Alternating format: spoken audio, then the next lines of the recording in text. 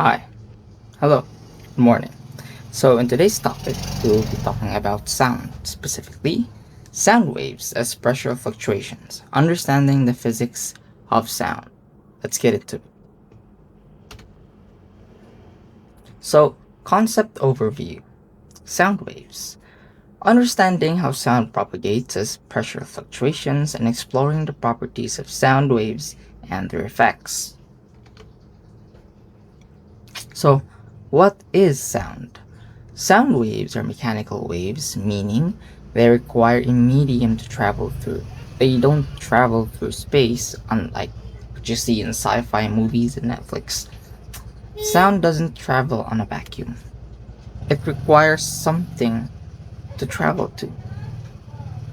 It may be solid, liquid, or gas in that particular area.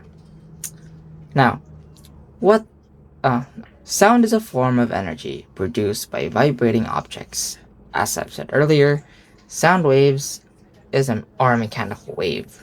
It travels as a wave. Then, nature of sound waves. Sound waves are longitudinal waves.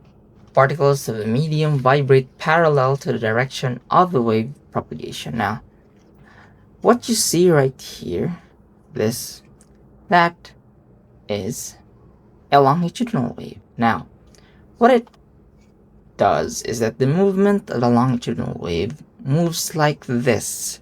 However, if you look at it closely, you'll notice there's two particular features of a longitudinal wave. You have this closer, smaller gaps, and this bigger and larger gaps, closer and bigger and larger. We'll be talking about that in a minute. So, what is the difference? Or to properly visualize how does a longitudinal wave work or move, I'll be showing you a video.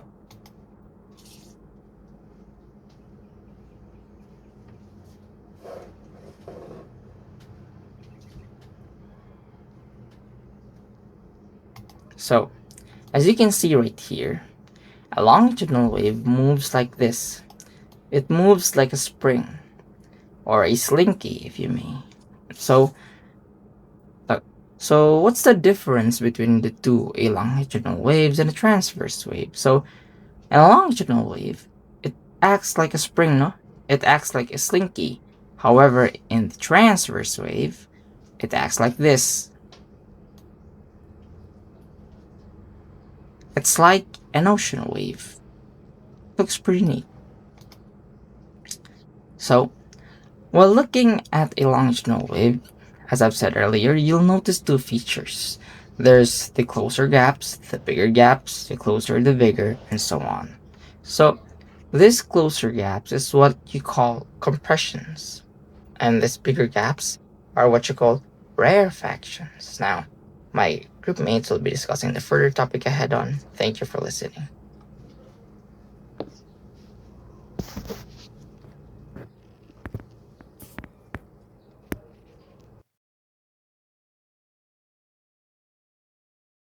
Again. So we're gonna in this part of our discussion, we're gonna discuss all about the sound, how do sound travel, pressure variation, and the properties of the sound.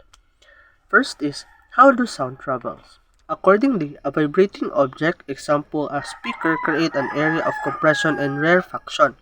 This area propagate outward, carrying the sound energy.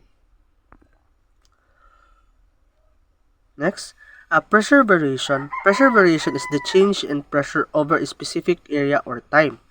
Sound waves cause a pressure in a medium to fluctuate above the below an ambient pressure. So diri sa gakahitabo ang mixing of sounds or gakahitabo ang atong mga sounds nga kakadunggan. The magnitude of this fluctuation determines the loudness of the sound. Next will be properties of the sound or properties of sound waves. First is the frequency, amplitude, in the wavelength. Frequency, accordingly, the number of complete oscillation cycles per second. Measured in hertz, determine the pitch of the sound. High frequency is equal to high pitch sound. Low frequency is equal to low pitch sound. Amplitude.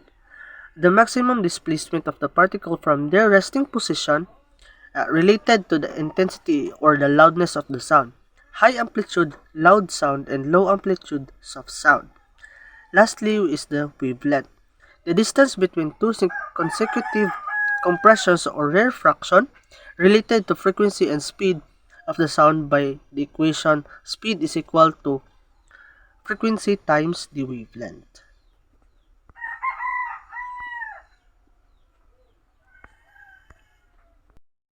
The speed of sound.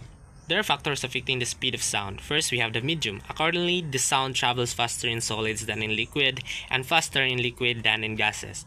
And in temperature, in gases, the speed of sound increases with temperature. And we have here the approximate speed with differences. In the air at 20 degrees Celsius, it, it takes 343 meters per second. And in water, it takes 1,480 meters per second. And in steel, we have 5,960 meters per second. We have noticed the differences. There are significant differences of how the sound uh, with different speed, with different mediums, and temperature in gases. We have the intensity and loudness, and the intensity is this is the power of sound. The power of sound. The power of sound wave per unit area, and it is measured in watts per square meters. So we're using watts because this is power, and we are using square meters because we are using the area. And to find the intensity, we have to divide the power with the area. And next we have the loudness. The It is a subjective perception of sound intensity. This is what you receive from this source who that is producing the sound. So it is measured in decibels, and we have here the formula of sound. Oh, the formula of loudness. The loudness is equal to 10 times the log 10 times the intensity divided by the reference intensity, whereas the reference intensity or the minimum intensity a human ear can detect, and its value is 1 times 10 to the power of negative 12 watts per square meters. And we have here the sample problem. So if a sound has an intensity of 4 times 10 to the power of negative 5 watts per square meters using the formula. So the, for the step 1, we have to find the ratio. First is divide the sound intensity by the threshold of hearing, or we have the reference intensity, which is given by 1 times 10 to the power of negative 12. So to find the ratio, we have to define the intensity. We have here 4 times 10 to the power of negative 5 divided by the threshold of hearing. We have 1 times 10 to the power of negative 12, and we got 4 times 10 to the power of negative 7. 4 times 10 to the power of 7. In step 2, we have to take the logarithm. We have to press the log button on our calculator to find the logarithm of the ratio. Since we already got the ratio, we have 4 times 10 to the power of 7.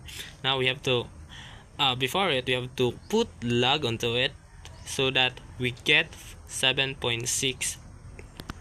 And then we proceed to step 3. We have to multiply it by 10. So we've got 76 decibels. So, good day everyone. I will be discussing applications of sound waves. So, sound waves are basically vibrations that travel through the air, water, or even solids. And because of this, they are actually very useful in real life applications. So, examples are medical imaging, such as ultrasound. So, doctors use sound waves that are too high for us to hear. These waves bounce off of our organs, and a computer turns the echoes into pictures. This helps doctors see babies inside the womb or check organs without the need of surgery. Next is sonar. So sonar is, or as known as sound navigation and ranging. Ships and submarines send out sound waves underwater. When the sound hits an object, it bounces back. By measuring how long it takes, they can tell if there's a fish, a rock, or even another submarine nearby.